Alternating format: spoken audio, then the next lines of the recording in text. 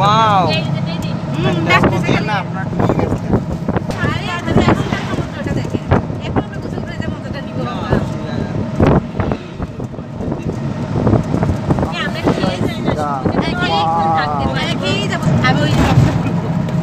কালকে যে আমরা যেগুলো ভিজেছি না ওই সেমটা পরেই যাওয়া লাগবে তাহলে সমস্যা হবে, নষ্ট হবে না।